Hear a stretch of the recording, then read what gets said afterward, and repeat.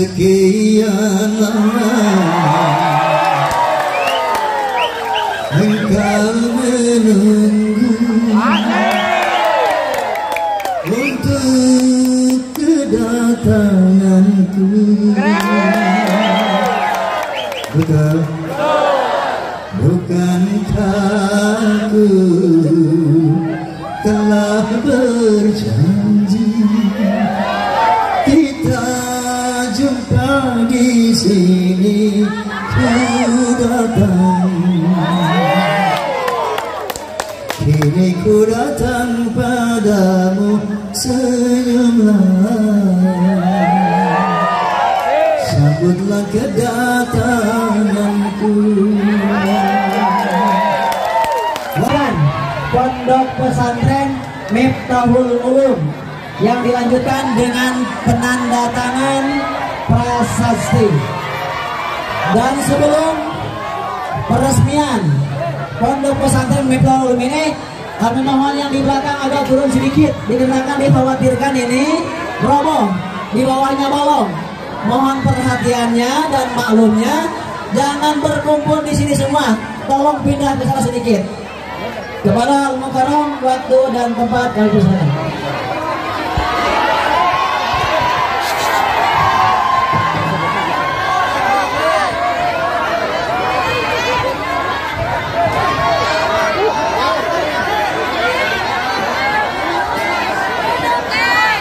Jangan Pak.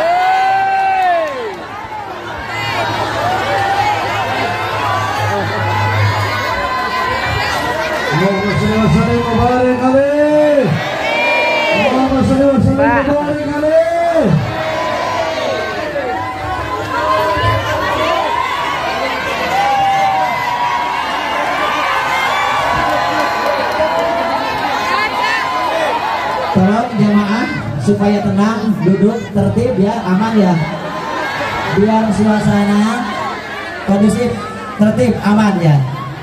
Tolong duduk, tolong.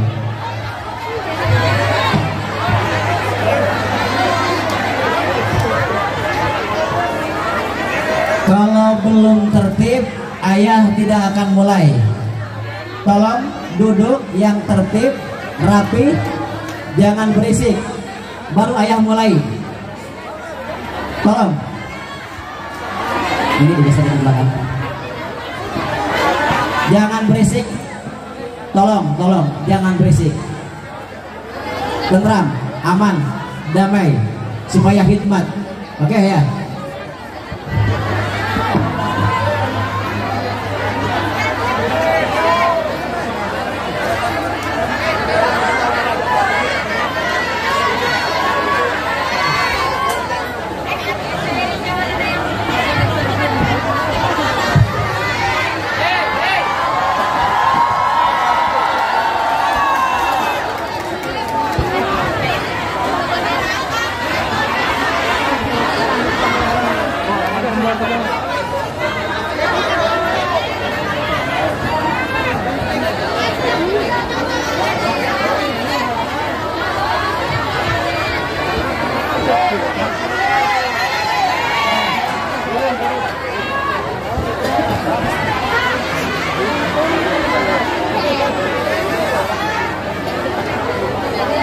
Assalamualaikum warahmatullahi wabarakatuh.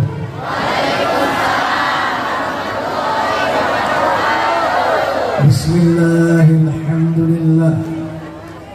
Alhamdulillahilladzi hadan nasa ila hayatin thayyibatin fid dunya wal akhirati bisyari'atil Islam.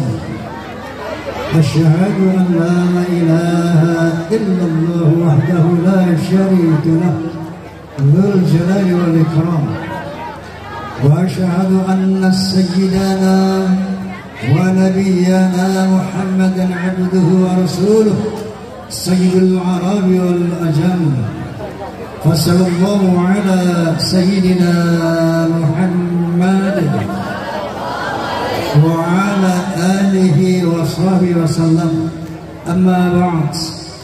Al-Mukarramun, para habaib, para hamid ulama, wabil khusus sahibul hajah Adinda Roma Muda Kiai Haji Ilman Mubarak,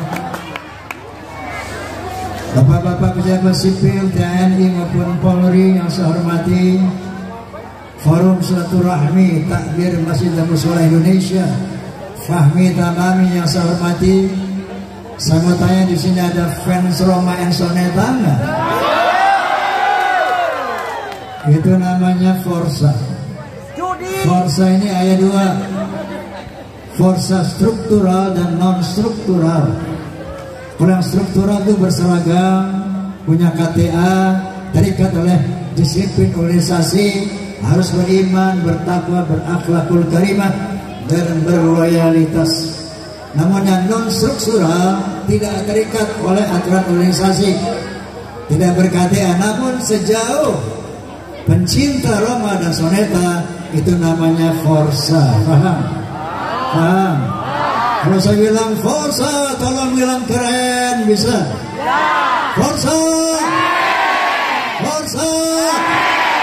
Sekian lama engkau menunggu untuk kedatanganku. Betul?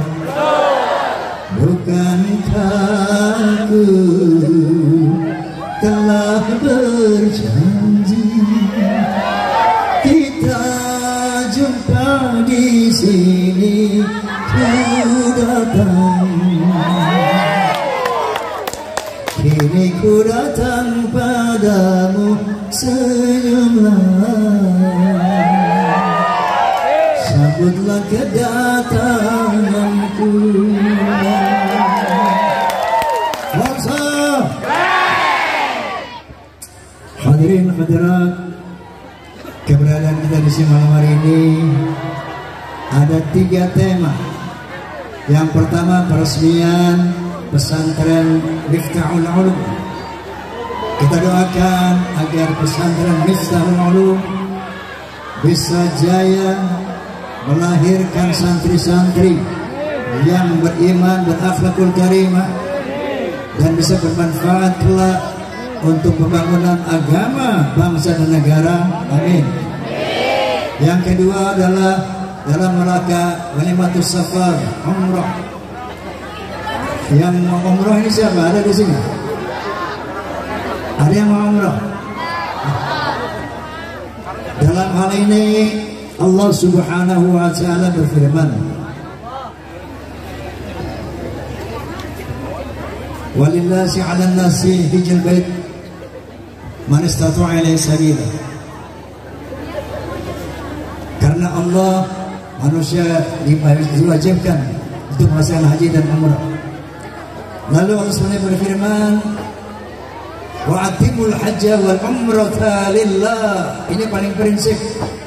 Laksanakanlah haji dan umrah lillahi ta'ala, bukan karena motif-motif lain, bukan karena alasan-alasan lain. Wa'atimul hajja wal umrah lillahi ta'ala. Ini yang pertama. Kenapa? Karena Nabi SAW pernah bersabda, ya'ti ala nasi zamanun yahujju abniyahum lin nuzhah wa awsatuhum lit tijarah wa fuqara'uhum lil mas'alah. Kama qala Rasulullah sallallahu alaihi wasallam, akan datang satu zaman pada umatku, orang-orang kaya berhaji tapi untuk bertamasya, bukan untuk ibadah. Yang kedua, kata Nabi, orang-orang kaum menengah juga berhaji tapi bukan mau ibadah, tapi mau dagang, mau berbisnis di sana. Dia mau sarung, mau akik murah, dia mah dijual itu 100 rial, 100 rial. Tujuannya itu boleh ente dagang di sana? Boleh dagang, boleh dagang nggak? Boleh, tapi bukan niat. Ya, niatnya harus umrah haji lillahi ta'ala. Dagang mah sambilan ya tamahnya. Jangan jadi tujuan, mau jadi tujuan haram. Jadi mardud nanti pulang, haji mardud, umrah mardud, yang tertolak na'udzubillah min. Ini yang pertama niat, yang kedua pesan Allah Subhanahu wa taala, wattazawwadu, berbekalah, baina harzalil taqwa. Sesungguhnya sebaik-baik bekal adalah takwa. Apa itu takwa? Ini yang harus dibawa nanti ke Mekah, ke Madinah. Takwa, sebaik-baik bekal takwa. Naon eta takwa teh? 7 sifat. Yang pertama, orang takwa adalah alladzina yu'minuna bil ghaib. Beriman kepada yang gaib, Allah Subhanahu wa taala. Beriman kepada hari akhirat, ini beriman dengan gaib. Yang kedua, wa yuqimuna shalah, yang menegakkan salat secara konsisten 5 waktu sehari semalam. Nukatilu alladzina yunfiquna fis sarra wad dharra, suka memberi, suka berinfak dalam keadaan lapang dan sempit. Nanti di Mekah, Pak, Bu, banyak orang yang begini, sedekah, hamri dan sebagainya. Nah, jadi dipesankan Rasulullah Subhanahu wa taala, alladzina yunfiquna fis sarra'i wad dharra. Orang bertakwa itu tidak pelit, suka memberi dalam keadaan lapang maupun sempit. Luka obat wal kaziminal ghaiz, pandai menahan marah, tidak temperamental, tidak emosional. Karena di Mekah nanti Anda akan berjejal-jejal, ada yang terinjak, tersikut. Wal kaziminal ghaiz, perlu dibawa. Tidak pandai marah, pandai menahan marah. Yang keenam, yang kelima, wal afina 'anil nas, pandai memaafkan kesalahan orang, tidak pendendam. Yang keenam, wallahu yuhibbul muhsinin, selalu berbuat baik kepada manusia, kepada alam, misalnya hewan dan tanaman. Nomor 7, idza fa'alu fashihatan aw zalamu anfusahum dzakarullah fastaghfiru lidzunubihim, yaitu kalau dia terlanjur berbuat dosa, maka segera ingat kepada Allah dan mohon ampunan Allah. Ini yang kata Allah, wa khairuzadit taqwa, sebaik-baik bekal untuk dibawa umrah dan haji adalah takwa. Itu 7 sifat ini. Jangan sampai 7 sifat ini tidak diterapkan, tidak diimplementasikan dalam berumrah dan berhaji. Faham? Faham? Biasa nggak ada lain. Silakan Pak Haji. Mangga. Hayang nyanyi Pak Haji. Jakarta haus.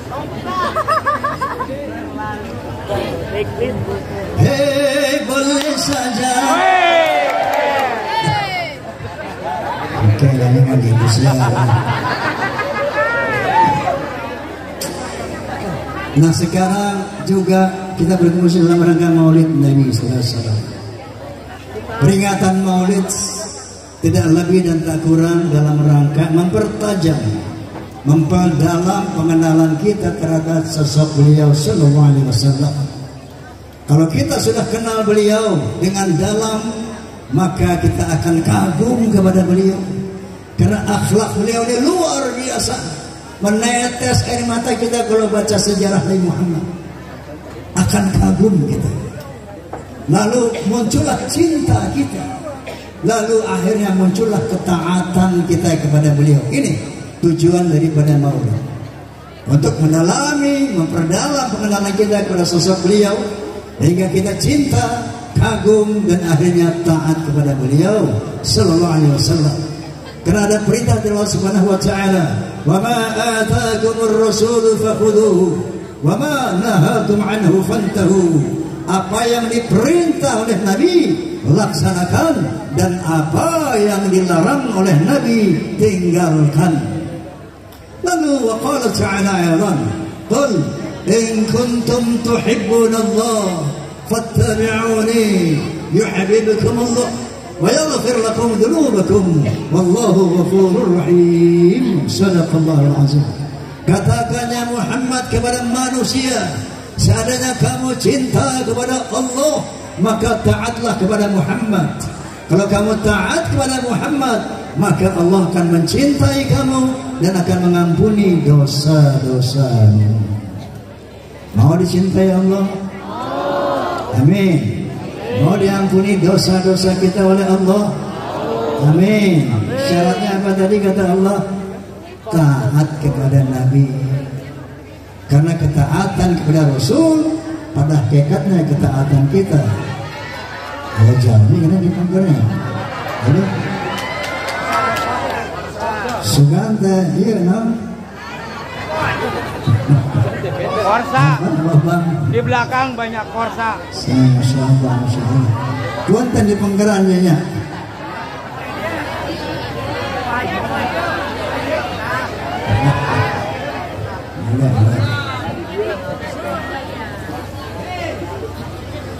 Jadi itulah fungsi Maulid Nabi ini, untuk mendalami, mengenal, mencintai dan mentaati. Oleh karena itu kita harus izinkan saya menelusuri biografi singkat beliau. Boleh? Boleh.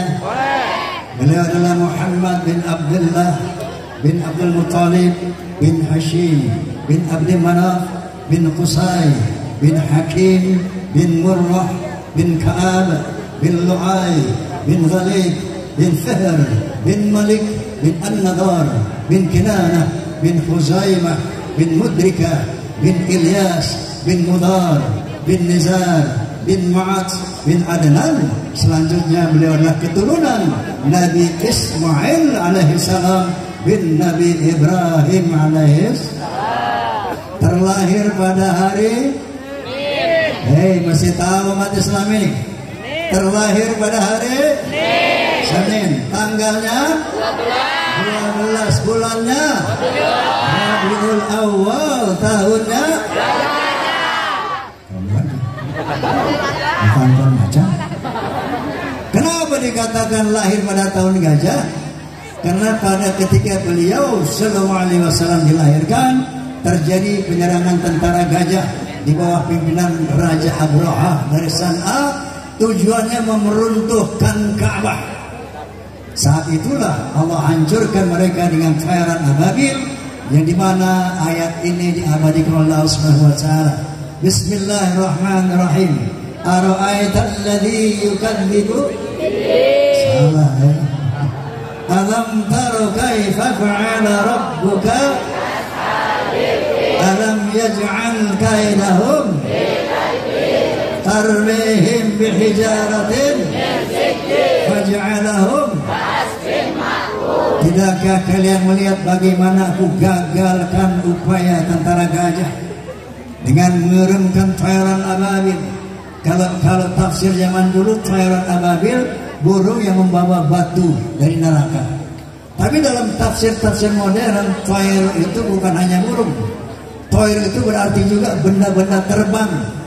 Maka mereka menafsirkan tayran ababil, al-babil itu berbondong-bondong, banyak-banyak bergerombol. Tayran ababil ditafsirkan dalam tafsir modern sebagai meteor yang banyak menyala, dan itulah yang sehingga membuat tentara gajah lumat seperti rumput yang dikonyat. Wallahu a'lam. Yang pasti itulah usaha Allah SWT, perbuatan Allah SWT menggagalkan upaya Abraha menghancurkan Ka'bah. Beliau dilahirkan tahun 571 Masehi, bertepatan dengan itu. Di antara 124.000 nabi ada 313 rasul. Di antara 313 rasul ada 25 rasul agung sampai 5, dan satu-satunya teragung adalah Nabi Muhammad sallallahu alaihi wasallam.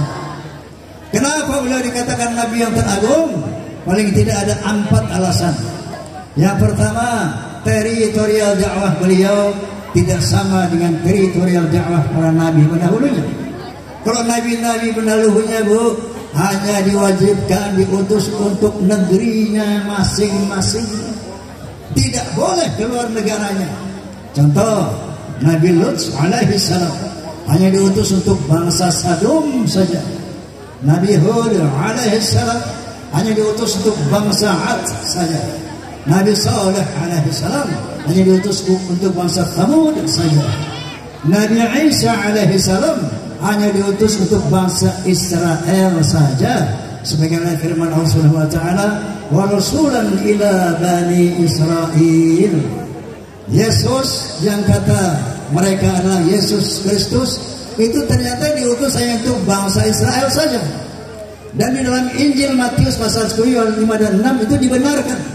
Di sana berbunyi ke-12 murid itu diutus oleh Yesus.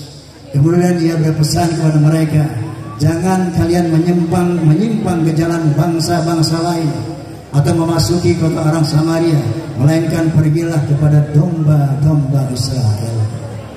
Jadi jelas sekali semua nabi ditugaskan untuk bangsanya masing-masing, termasuk Nabi Isa alaihissalam.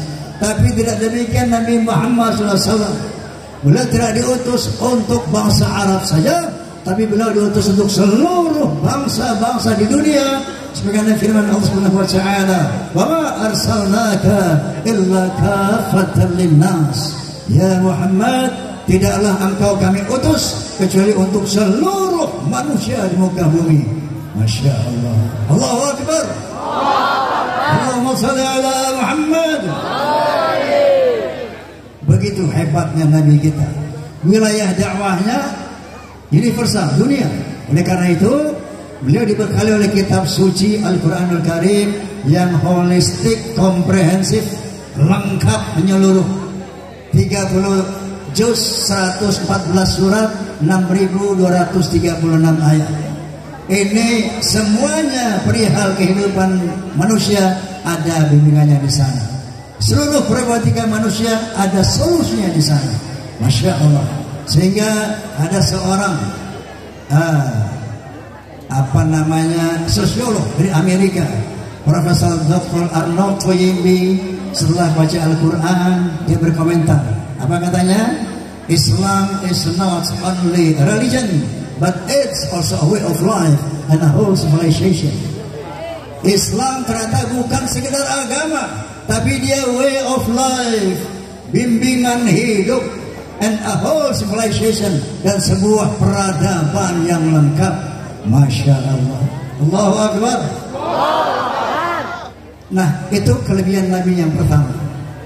Beliau diutus untuk seluruh manusia, yang lain diutus untuk wilayahnya masing-masing.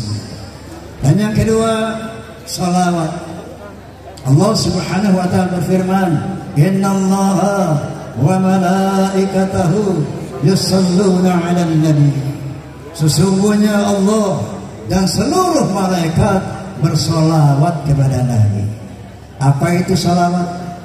Secara etimologis, salawat adalah jamak daripada sholat. Contoh ada dalam firman Allah Subhanahu wa taala, "Hafizu 'ala sholawati wa sholatil wusta." Jagalah salat-salatmu. Salawat itu salat-salat. Secara etimologis. Tetapi secara terminologi, lihat arahnya dari mana salawat ini. Kalau dari Allah kepada Nabi, bukan salat. Salawat itu artinya memuliakan, menghormati, membanggakan. Paham? Nah begitu juga kalau salat, salawat datangnya dari manusia kepada Allah, ini artinya menyembah. Ini waqimus shalah. Allah berfirman, "Innani ana Allah, la ilaha illa ana, fa'budni wa aqimus sholata li dzikri." Allah berfirman, "Aku adalah Allah, tidak ada Tuhan selain aku, maka sembahlah aku, tegakkanlah salat demi mengingatku." Jadi orang salat itu menyembah Allah, bukan memuliakan Allah, tidak, tapi menyembah Allah.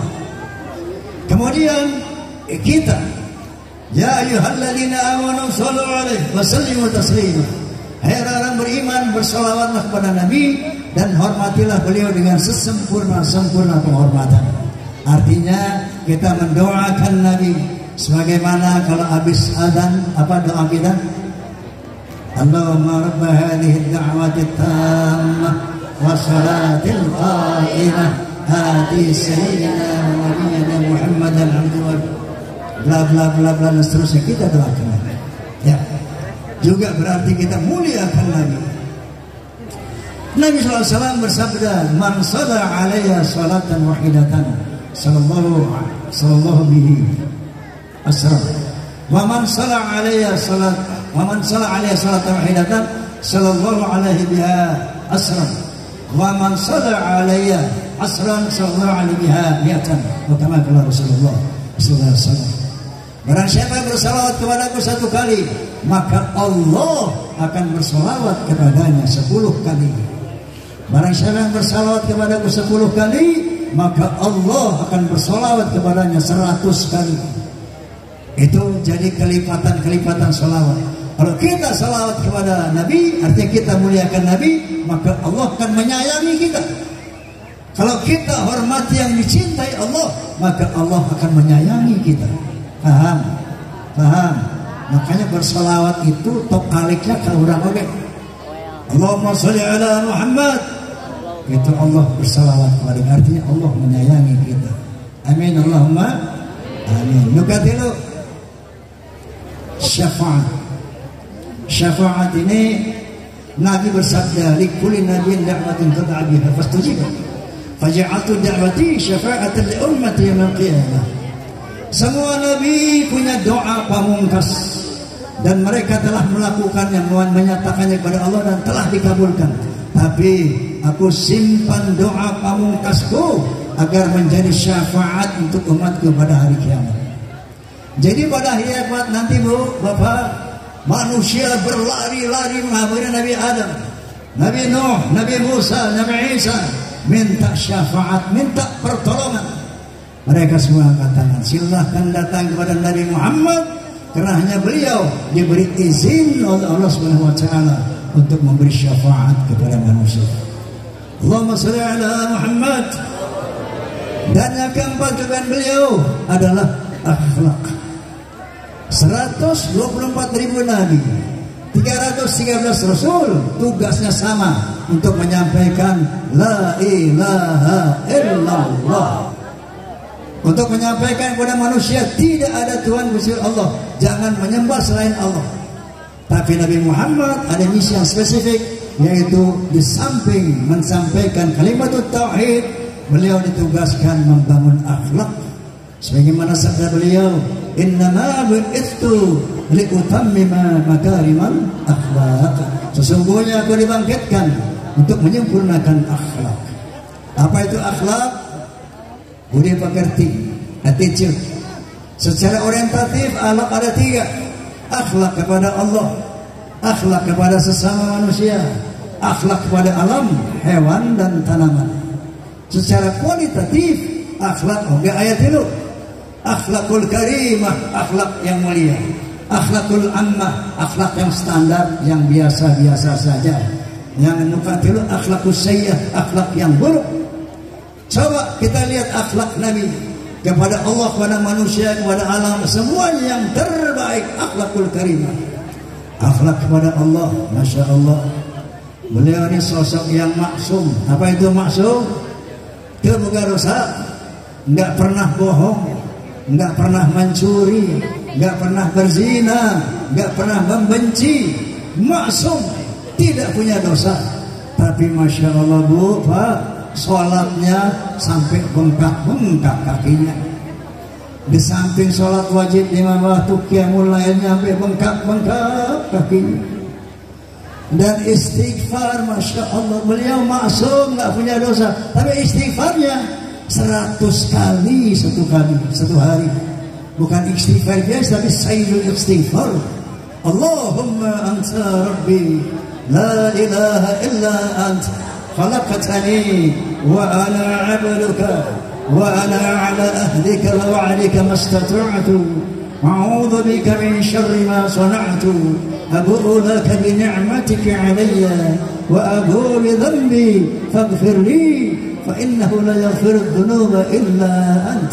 Masya Allah, ini akhlaknya luar biasa, nggak punya dosa, tapi minta ampunnya 100 kali. Sampai Siti Aisyah bertanya, Rasulullah, kamu ini pemegang kunci surga, kamu ini gak punya dosa, kenapa sampai sholat bengkak-bengkak kakimu, istighfar sepanjang itu setiap hari? Apa kata Nabi? Tidak bolehkah aku bersyukur kepada Allah yang telah memberikan derajat yang begitu tinggi kepadaku? Syukur akhlakul karimah. Allahumma shalli wa kepada manusia banyak sekali kisah-kisah yang luar biasa ya. Saya kasih contoh soal aja deh. Ketika di Taif, beliau dilempari batu sama orang Taif. Jibril alaihissalam yang selalu mendampingi beliau dalam berdakwah gemes juga. Beliau berbisik kepada Nabi, ya Muhammad, angkat tanganmu kepada Allah sebagaimana para nabi sebelum kamu. Ketika umatnya durhaka, mereka meminta kepada Allah agar umatnya dihukum, dihina, dianiaya. Nanti aku yang eksekusi mereka dengan menghimpit dengan 2 buah bukit ini. Nabi angkat tangan, tapi doanya beda. Allahumma hdi qaumi fa innahum la ya'lamun. Masyaallah. Ya Allah, berikan hidayah kepada umatku karena mereka enggak mengerti. Ya Allah, mereka melempari aku dengan batu, maafkan mereka ya Allah karena mereka belum mengerti. Sementara Jibril perintahkan Muhammad untuk mengazab mereka sebagaimana para nabi sebelum mereka. Ketika umatnya durhaka, maka nabinya memohonkan bencana kepada umatnya. Tidak demikian dengan nabi kita. Maka nabi memohonkan hidayah ampunan untuk orang yang menganiayanya. Subhanallah. Akhlakul karimah. Sama tanya nih bapak-bapak di sini. Bapak kalau disangkut sama batu diapain Pak? Tajelama. Hei. Dinaunkan tajelama. Bondi baladok ku batu. Hei. Amat deh. Kadek. Kamu maulid sudah berapa kali? Hei? 10 kali? 50? 100 kali? Akhlakmu sudah berubah belum? Nah, ya. Kita ini maulid itu untuk merubah akhlak lebih baik. Sebagaimana yang diajarkan Rasulullah SAW. Amin. Kemudian akhlak kepada hewan dan tanaman. Jangan salah, tanaman itu makhluk hidup. Ada satu ilustrasi ini. Tahun 1930, seberapa tahun yang lalu itu? 1930 ada seorang dokter botanis ahli tanaman mau mengadakan penyelidikan terhadap pohon-pohon di New Delhi, India. Setelah diselidiki pohon-pohon ini, ternyata pohon itu ada jenisnya, ada gendernya, ada laki-laki, ada pohon perempuan. Begitu diselidiki lagi, ternyata pohon-pohon itu kawin, yang mengawinkan kumbang dan angin. Masya Allah. Sebelum Dr. Bos, Allah Subhanahu wa Ta'ala 1405 tahun yang lalu telah menyatakan hal itu, bahwa pohon berpasang-pasangan. Subhanalladzi khalaqal azwaja kullaha mimma tumbitul ard. Maha suci Allah yang telah menciptakan pohon-pohon di muka bumi berpasang-pasangan. Masya Allah. Dan Allah telah menyatakan, wa arsala riyaha lawaqiha, aku utus angin sebagian untuk mengawinkan. Allahu Akbar. Allahu Akbar. Dan Nabi Muhammad SAW sangat berakhlak kepada pohon, karena sadar pohon itu bernyawa hidup dan bertasbih kepada Allah Subhanahu wa Ta'ala dengan caranya yusabbihu lahu ma fis samawati wal ard taw'an wa karha wa ilaihi yurja'un. Semua yang di bumi dan langit bertasbih kepada Allah dengan caranya, termasuk pohon-pohon. Makanya jangan diremehkan itu pohon. Nabi kalau ketemu pohon beri salam, assalamualaikum, masya Allah. Diusap, disayang itu pohon. Nyabunya banyak. Yang punya pohon siram tiap pagi sampai sholawat. Salatullah dibuyurata, happy kita pohon teh, senang. Makanya kalau ada kebutuhan, satu, jangan cabik pohon semau-maunya. Cari pisau yang tajam, bismillah ya Allah Akbar saja. Pohon punya nyawa, pohon hidup dan dia bertasbih kepada Allah Subhanahu wa Ta'ala. Cinta beliau kepada hewan luar biasa. Pernah satu kisah, beliau mau sholat, korbannya ditidurin kucing. untuk tidak mengganggu nyenyaknya tidurnya kucing, itu sorban digunting sama Nabi. Ini akhlak Rasulullah kepada hewan dan tanaman, kepada manusia, kepada Allah Subhanahu wa taala. Mudah-mudahan kita bisa mengenal beliau sebisa-bisanya. Oke, saya punya lirik judulnya akhlak. Ya. Dalam berbicara harus memakai rame-rame akhlaknya. Dalam berbicara harus memakai akhlak.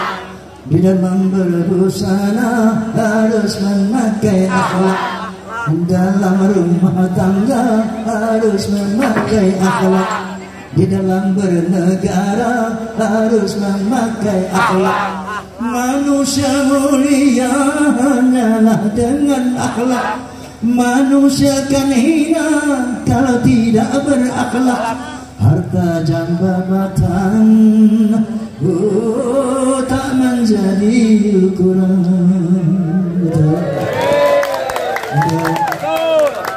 Walaupun jabatan gubernur buat murutna comberan, tidak mulia, hina di mata Allah, hina di mata manusia itu.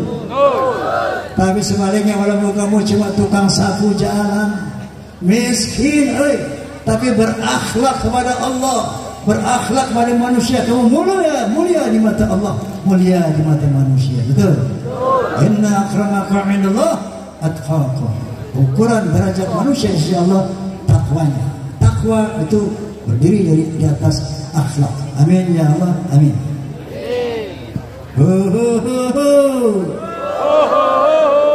Benar itu.